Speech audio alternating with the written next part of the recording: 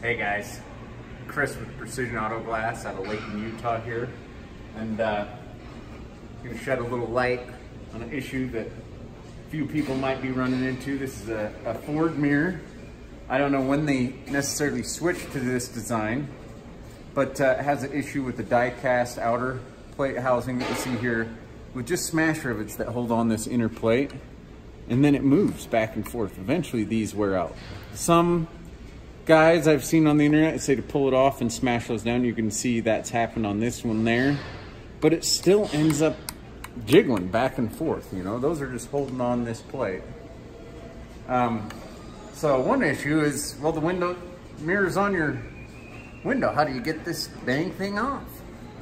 Well, the way the bracket slides on, it slides on. I'm not going to put it all the way on because it's really hard to get them off when they're not on a windshield. This slides up and it hits those two little catches there. You can see that catch there and that catch there. So they make a handy dandy tool that slides in between the windshield, squeezes those two tabs down so you can slide it off. Some guys, this is real similar. I don't recommend this because when I'm pulling out a broken windshield, I'll break the window more with one of these. But 1/4 inch drive socket is the same height, and you can slide in there and release them. But be careful, you could break the windshield. If you need it, give me a call. I can send you one of these babies out. Once you have your mirror off, see it's jiggling, don't smash rivet. I like, just take a little piece of plastic or a zip tie and just wedge it down in there on the side there. So you might need some needle nose, or because you want it to get in there pretty good and firm. Ah, yeah, see? Just latch down past there. Just tilt it down like that.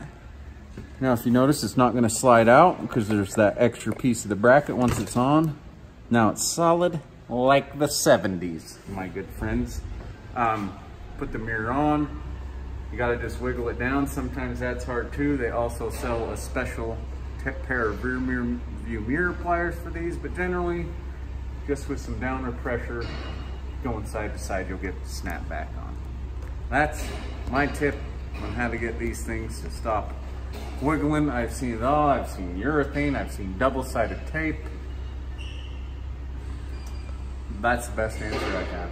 Give us a call at Precision Auto Glass, 801-520-3131, or visit us at www.freeglassquote.com.